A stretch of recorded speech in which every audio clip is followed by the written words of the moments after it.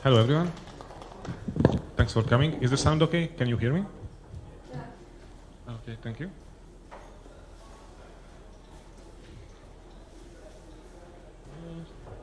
I don't see my slides yet, sorry. But anyway, the title of this presentation is Let's see how fast Impalas run on Iceberg.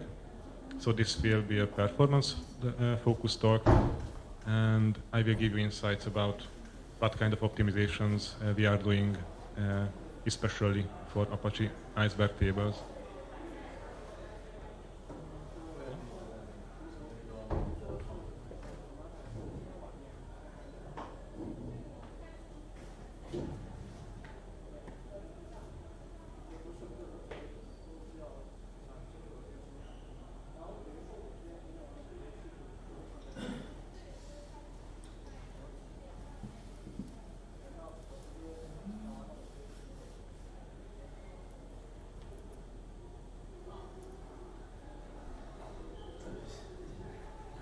Can you see it? Is it okay for you? Or maybe you can come closer. Let's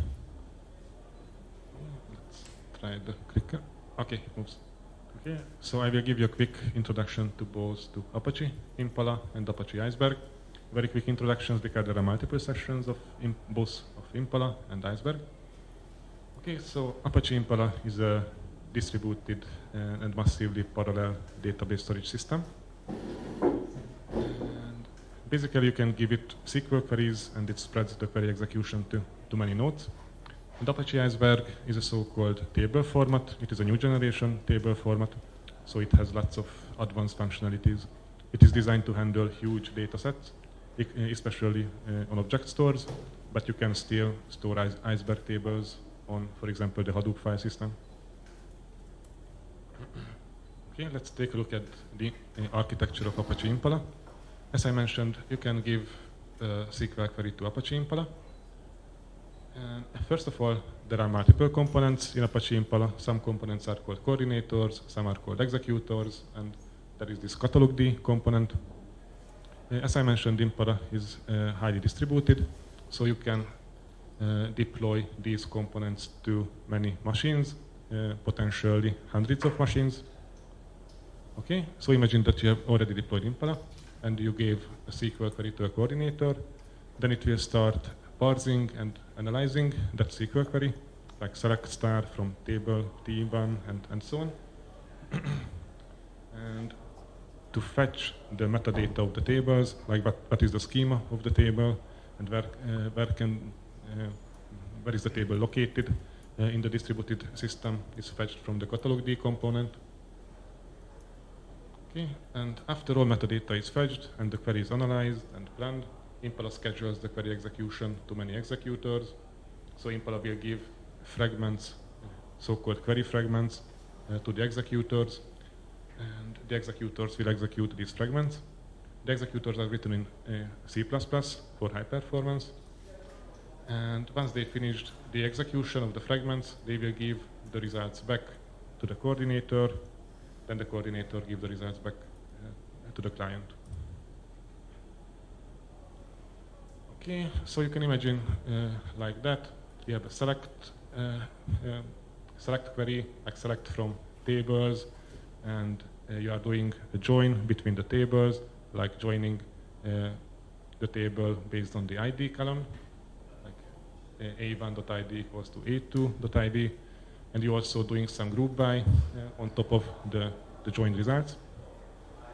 Okay. So Impala will translate that query into an execution plan. You can see the execution plan here. So at the bottom, you can see these scan operators. Each of the scan operator is responsible for scanning the table that is that participates in the query. And actually, these scan operators are also running in multiple instances. So even from that operator, you can imagine that maybe there are hundreds of operators distributed in your cluster. And each scan instance is responsible for scanning a subset of your table. So some data files of your table. Okay, this join operator is also implemented in a distributed way. So this is a so-called distributed partitioned hash join. And it works like the following. So the join condition is we are joining the tables based on the ID column. So to do that in a distributed way, in both passes, we have this exchange hash operator. So what happens is that we are reading the data records from the table. We are looking at the ID column. We hash the ID column. And based on the hash value, we route the data record to join operator. So if there is an ID like 3 in that part, in the left-hand side, and also there is an ID 3 on the right-hand side, both of the records will be routed to the same join operator. So this is how distributed join works. And above that, there is the aggregate operator, and so on. At the root of the hierarchy, there is an operator that just gives the results back to the client. This join stuff will be important later, so this is why I delved into some details. Okay, let's have a quick introduction to Iceberg. So as I mentioned, Apache Iceberg is a table format. So ultimately, in an Iceberg table, there are data files that contain the data records. And the nice thing about Iceberg is this metadata layer. And from that metadata layer, Iceberg can tell you which data file belongs to which partition and which data file lives in which snapshot and so on. So with the help of that metadata layer, Iceberg has very advanced and cool functionalities like hidden partitioning, schema and partition evolution, optimistic concurrency, time travel, rollback, and so on.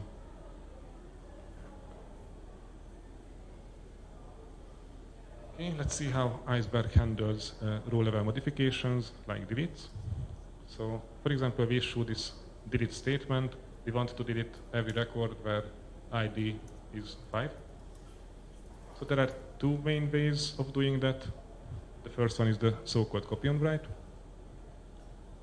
It means that we find all the data files that store records with ID equals 5 and rewrite those data files, and in a new snapshot only include the rewritten data files.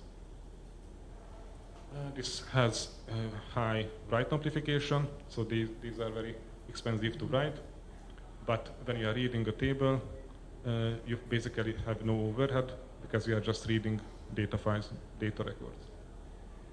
So the other technique is the merge on read. In that case, we are writing so-called delete files, and the delete files contain information about the deleted records. And again, there are two categories for delete files. One is the position delete file. This will be important for our talk. Position delete files contain information about the deleted records in a way that it stores an entry that looks like the following, like data file path and file position of the deleted record. The other strategy for merge on read is equality delete. In those, we basically store the primary keys of the records that have been deleted. And delete files are good because they have low write amplification, so they are cheap to write, but they need to be processed for every read, so they add some overhead for the read operations. Okay, let's see how Impala deals with delete files, especially with position deletes. So first of all, Impala will categorize all the data files into two subsets.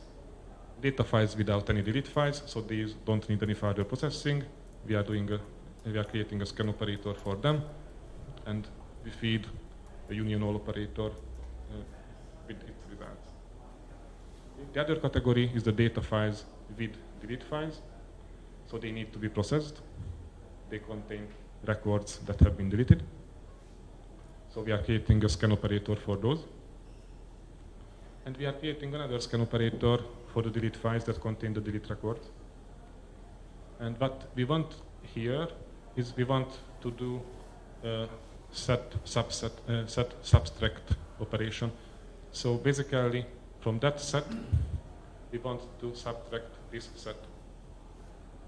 And to do that, in SQL world, you can do that with a left anti-join operator. So after all, that is what is the result of this operator tree are the data records that are not deleted, that are still active. Okay, let's take a look at how fast it goes. We issue the select account star query on a very large 8 billion record Iceberg table. 10% of the records are deleted. And the query execution time was approximately 21 seconds. And here you can see a summary of the query execution. For each query that you execute in Impala, you can get this short summary. Or if you want a more detailed information of the query execution, you can also get a query profile, and that has tons of information. But here, let's see at the summary, and we can see that these operators contribute to the whole execution time the most. So let's focus on them. These are exchange sender operators. So let's see. And so these were needed to execute the left anti-join operator. Okay, and why we needed them? So when you join two tables in a SQL query engine, you can do it in multiple ways. First of all, you want to do it in a distributed way. And to do that, you have these two main techniques. One is the so-called partitioned shuffling, and the other is the broadcast. With partition shuffling, you take records and shuffle both the left-hand side and the right-hand side in a way that the identical records will end up at the same join operator. Okay? We are using this technique if the size, the set size of the left-hand side and the right-hand side are similar. So if both tables are large, then this technique is the best. Because the network cost is like sending out all the records from the left over the network and also all the records from the right over the network. And so this is the network cost. Okay, the other technique that we use when one of the side of the join is significantly smaller than the other. In that case, we just take the right-hand side and broadcast to every executor node that do both the join and the evaluation of the left-hand side.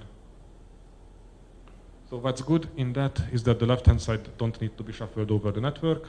The bad is that the right-hand side need to be sent over the network multiple times. That many times as many join nodes are there in the system.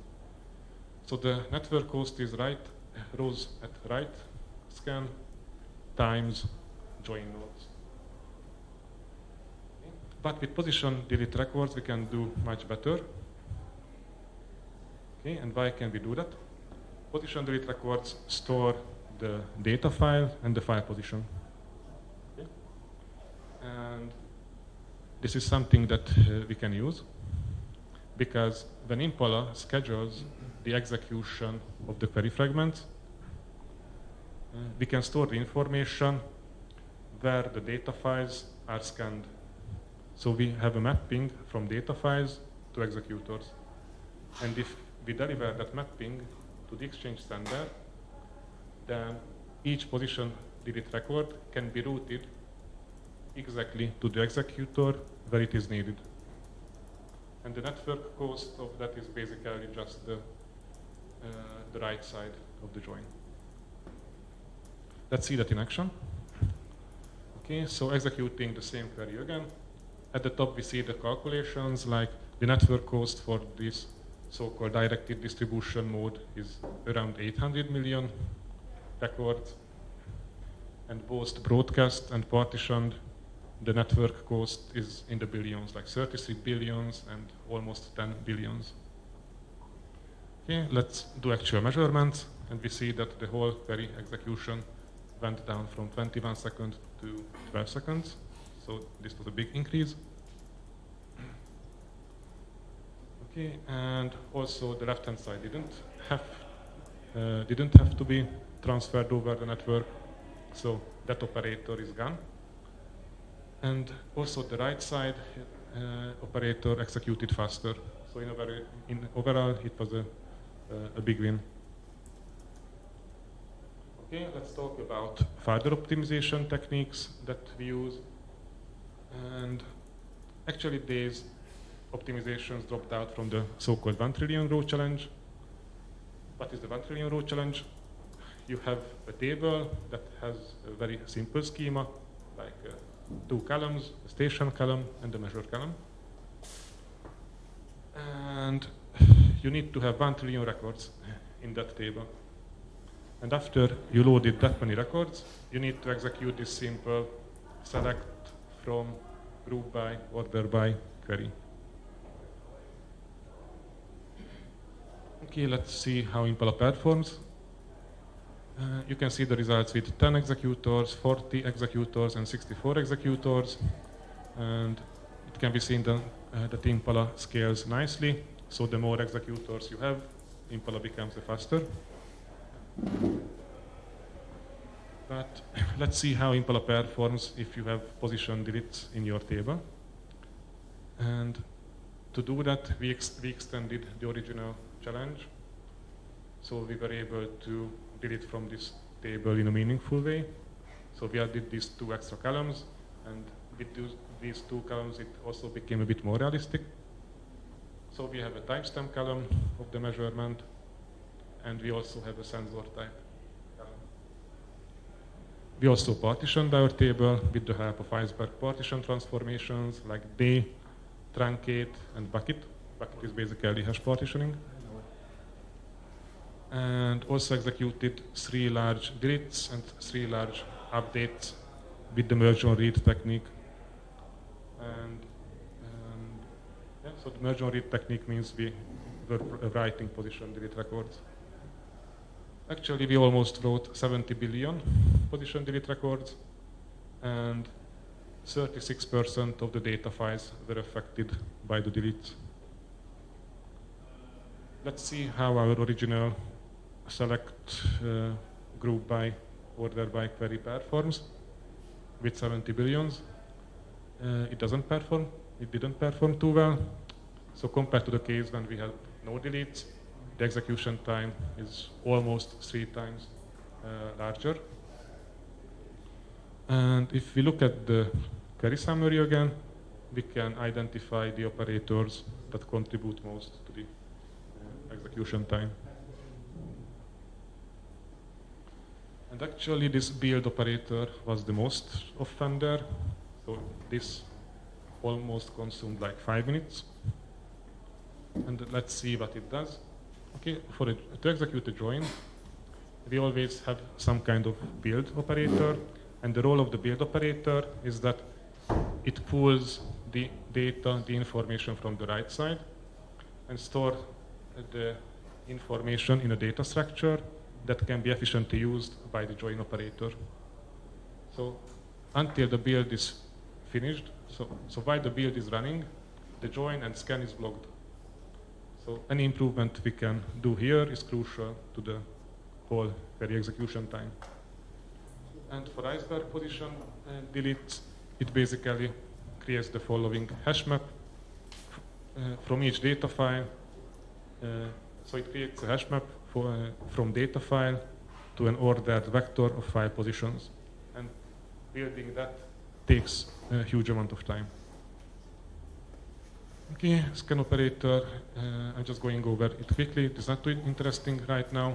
It produces so-called row batches, so 1024 rows per iteration. And it also decorates each data record with an input file name, virtual column, and the file position virtual column. These can be used by the join operator to compare them with the position delete records. Okay, so the join operator just pulls the records from the scan operator, and for each data record, it needs to evaluate if it has been deleted by the delete files or not. And the join operator uses the build's data structure to do so. Okay, so let's come back to the build, and with some perf analysis, like using standard performance analysis tools like perf, it turned out that we had way too many reallocations when we created the vectors of positions. Also, the final sort was very slow, and there was also lots of mem copying when we did the reallocations. So the solution was that to use a completely different data structure. Now we are using roaring bitmap instead of the sorted array of positions. Positions were actually in 64s. And what you need to know about roaring bitmap is that it is a highly compressed and highly efficient data structure for storing bitmaps. So let's see how our query performs now. So instead of 7 minutes and 15 seconds, now it finishes in like 5 minutes. And you can also see the huge improvement for that operator. And not only the execution time improved a lot, but also the memory consumption. So the roaring bitmap consumes much less memory than the ordered vector of positions. Okay, so the exchange operators were also high offenders to the query execution. Let's see what happens there. The exchange sender operator need to serialize the records and they send over the network them. So let's see how they serialize the records and why was it too slow. So it used a generic serialization approach. So it just wrote the records. Like string val is about for the file path. String val is a string slot with 12 byte size, and it has a pointer to the actual data file path. And this int64 is the value of the file position. And as you can see, it copied the same file path many times. So at the end, it used a too large buffer. It did too many mem copyings.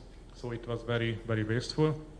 So we added a special serialization algorithm only for the position delete records, which looks like that. So there is no redundancy in the data file path data. Okay, so it also improved the performance a lot from 1 minute to 21 seconds because we did much less copying of the file passes. Also, we ended up with much smaller buffers, and it also meant much faster compression because we had to compress much smaller buffers. Okay, this exchange receiver was also a high offender to the query time. And when we took a look, we found out that it does lots of unnecessary work. I'm not going into details in that, but the point is that in simple situations, like the one when we have position delete records, a few mem copies would have been enough instead of all the unnecessary work that we did.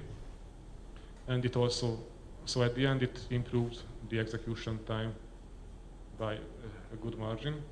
So it basically halved the execution time. And also the good thing about this optimization, it is generic.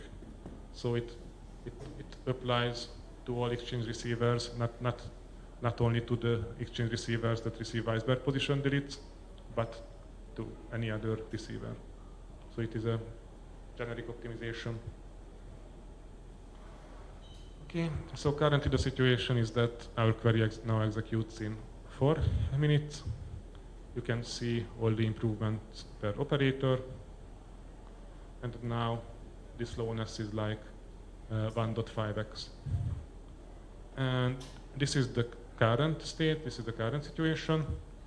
We are still working on further perf improvements. We already identified some low-hanging fruits how to improve the performance more. Okay, at the end, I also promised in the abstract that I will compare Impala to another engine and see how Impala performs. I use the TPCDS benchmark with 1000 scale. With both engines, I used a very similar configuration, one coordinator, 10 executors. I disabled caching. They were executed on the same hardware that had 16 CPUs and 128 gigabytes of RAM. But actually, Impala didn't use all the 16 CPUs because by default, Impala only uses 12 threads per query. So Impala used less resource to execute the benchmark. Okay, what you can know about Nginx. This is a very popular open source SQL query engine. It is also a distributed MPP style engine like Apache Impala. It has a vectorized execution engine, unlike Impala, which is not vectorized. And also tried a few other engines, and this Nginx was the fastest. And just a quick comparison, you can see the total duration of the TPCDS benchmark. By the way, total duration means that I summed up the average query execution per query in the TPCDS benchmark. So this is how I got this duration. So for Impala, it took like 15 minutes to execute the whole benchmark. For Nginx, it was like 20 minutes. So with Impala, there is a 1.3x speed up compared to Nginx. And at the bottom, in the TPCDS benchmark, there are 99 queries, and at the bottom you can see each of the queries, like how did they perform in Impala and how did they perform in Nginx. Okay, so thanks everyone. And do you have any questions maybe? Yes? I'm not a big data guy, but I have a question. Basically, you are using the S3 for your case, right? I used S3. Yeah, it was tested on S3. If you use the faster S3, then the performance will be better than. Yeah, so if you are using the S3 Express, then yeah, for sure you will have better performance because your scans will be much faster. But I only use the regular S3 buckets, not the high performance ones. Yes? What is Nginx? It's 3 now. Okay, you know. 3 now. Okay. But don't tell anyone. Okay, any other questions?